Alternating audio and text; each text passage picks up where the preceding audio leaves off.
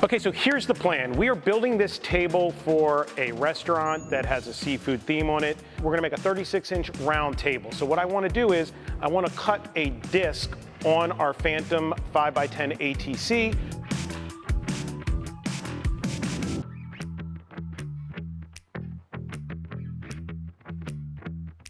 We've got a 36-inch round tabletop that we cut on the CNC, and then now we've got this 3/4 of an inch high extra ring that goes on top. So we assume that our ring is here, right? I think you gotta put the camera down. I know you don't want to. This is the height of the insert. Bigger is better. I know that sounds silly, but less opportunity for later to go, well, shit. That is roughly a 14-inch round. I think we're good there. I agree. I'll go cut the ring.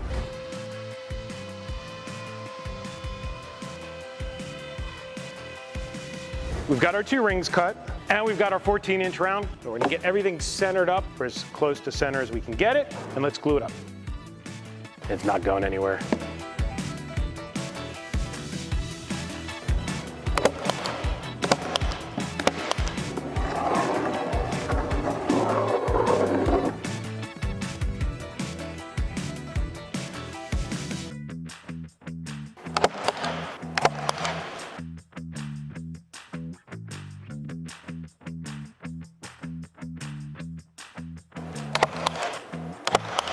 So logo size. Debbie's friend is making this for us. I mean, we're paying her. We're gonna link to her company actually down below in the description. So if you need vinyl stickers, make sure you reach out to Sarah. So a 12-inch across logo is the yellow. That's 16. I sealed the plywood with a base clear coat sealer off camera, then came back the next day and we used Rust-Oleum multicolored textured. I don't even know what color it is, but it kind of looked like sand. Went to the big box store, picked up some sand. Let's get started. Chose to use Stone Coat countertops, countertop epoxy. You could really use anything in the Stone Coat line for this, but I wanted the longer open time.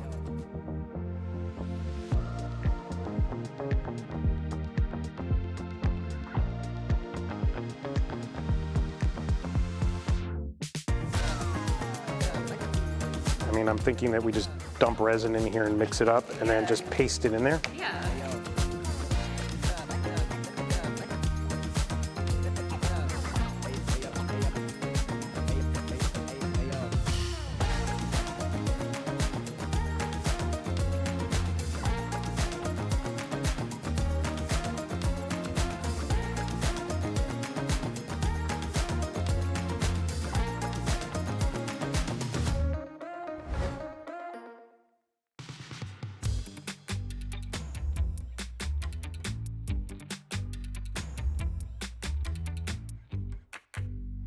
Like, this came out of my brain and it's here and it's working and I'm starting to cry.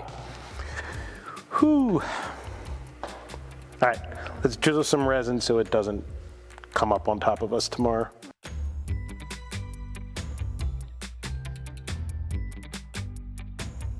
I'm speechless. I got nothing. It looks so good.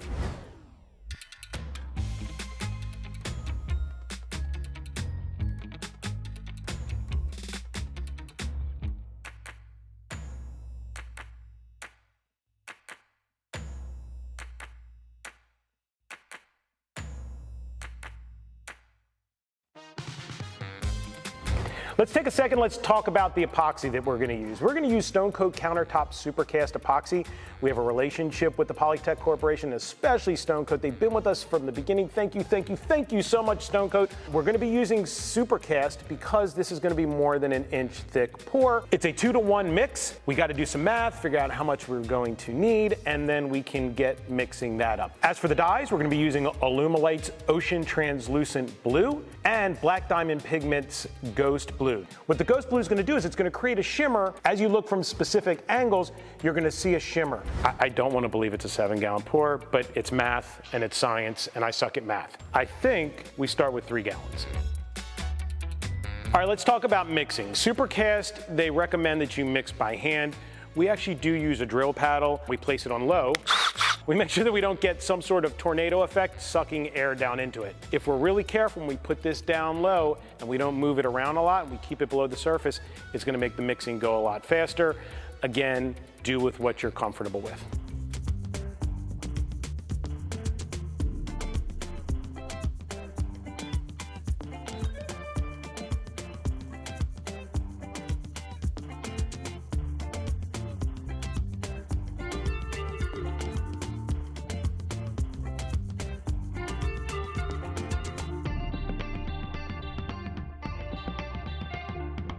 Now that I've got the table out of the mold, which was an absolute adventure, I went ahead and I did a little bit of preliminary sanding on the sides.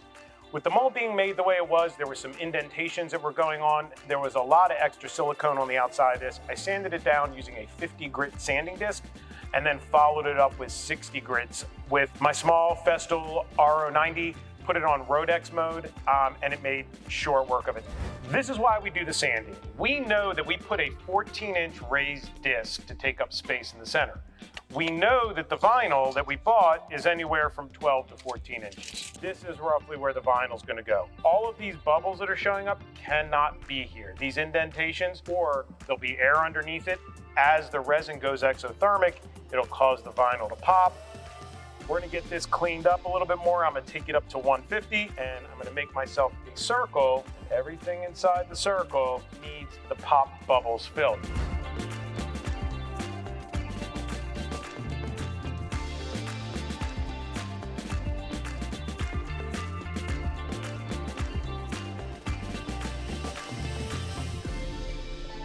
Okay, this is one of the more exciting parts of this process. We're completely done with all of our resin work as it pertains to casting.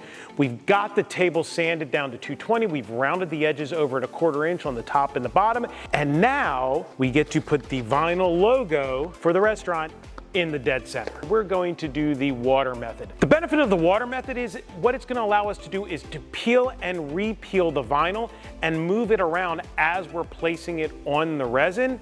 And then as we squeegee the water out, it'll then give that final bond. There is a side benefit though, that it's going to restrict the amount of air that comes back up through, which means less bubbles. We're gonna be doing a 1-for-1 ratio resin to hardener for this pour. At 3 ounces per square foot, this is a 3-foot round table. I am not gonna figure out the square footage of a circle. That just isn't happening. So we're gonna do 3 by 3 is 9 square feet times 3 ounces per square foot is 27 ounces.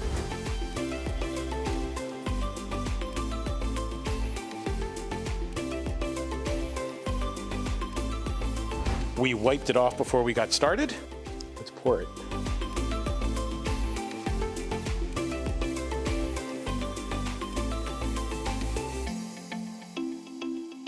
Eighth-inch trowel, again, vinyl.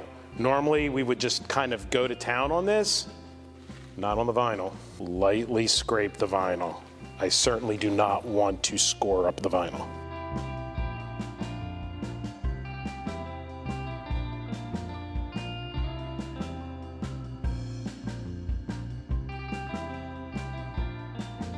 Okay, I want to break up the trowel lines like I normally do on any countertop pour. That'll help with any sort of surface tension issues, and it'll make sure that we get rid of any other mixing issues that I might have mixed prior to the actual pour.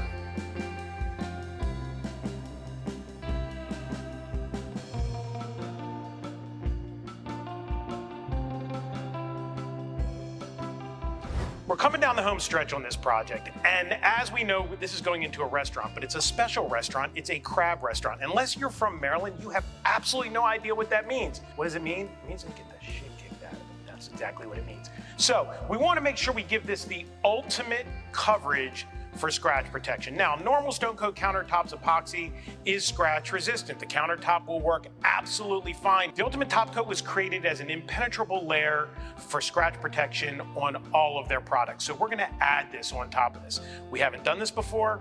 What else is new? But we wanna give a quick shout out to Rhonda at RK3 Designs. She is the absolute guru on Ultimate Top Coat. Make sure you check her channel out. We actually need 2 rollers. We need a wet roller to lay down the Ultimate Top Coat epoxy, and we need a dry roller to take out any lap line. In addition to being a great teacher, Rhonda gives us this fantastic PDF. You can get it on our website. It tells you how to handle the mathematics, and we all know how I am about math. This is a 3-foot round table, so we are going to take and we are going to do 3 times 3. I know that's 9. That gives me my square footage. According to the calculations, I multiply that times 0.275, and that is 2.5 ounces. All right, Ultimate Top Coat is just like any of the other casting resins. We are going to do a 2-to-1 mixture, which is 2 parts resin, 1 part hardener.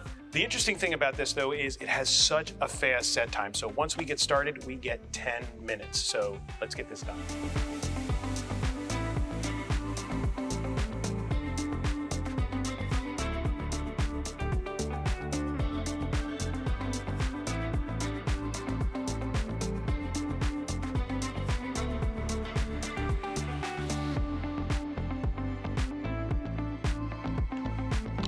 Doing the weight of the roller. I'm not putting any weight at all on it.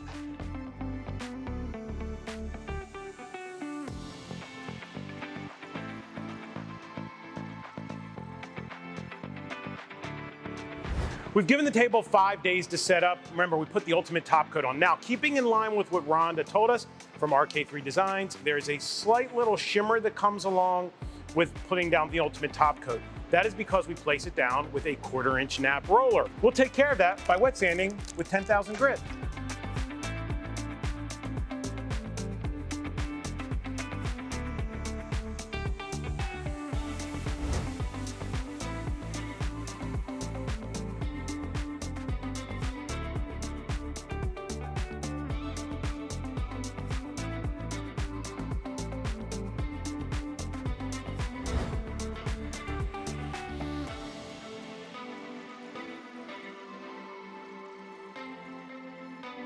So we have the base here. We're using a 4-inch round steel post. I might have been able to get away with 3-inch, but we went with 4-inch because honestly, there's a lot of weight here and we wanted to make sure that we had more than enough support for it. So let's install the base.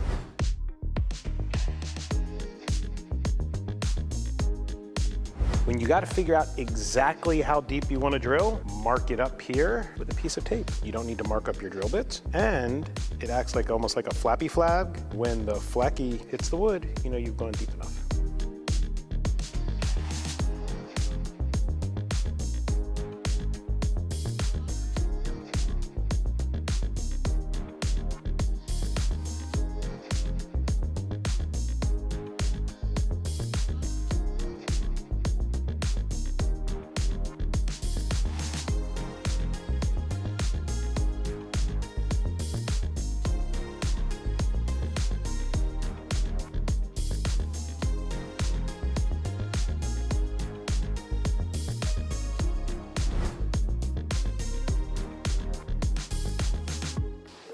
Oh my Lord.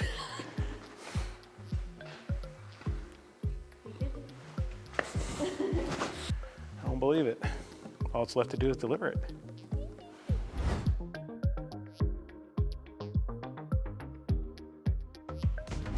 Congratulations on 10 years. Best in crafts. Also 10 years of you and I together. Yeah. Congratulations to Scott for putting this together, but also his opportunity over there with the new location. Scott, you want to present that to Andrew? Yeah, You ready? unveil it. Yeah. You want to do it or want me to? You do it. What we try to do is, the way I work is I kind of subtle things out. So we wanted to celebrate your 10 years with Baltimore. Awesome. Okay? Do you want a drum roll or? I know, drum roll. Oh my gosh, look at that. That's amazing. That is awesome. You can eat crabs on this. I know. So it's got the 10 crabs. So cool. Oh my gosh. We didn't know if this was going to go in a location or if this was going to end up back at your house.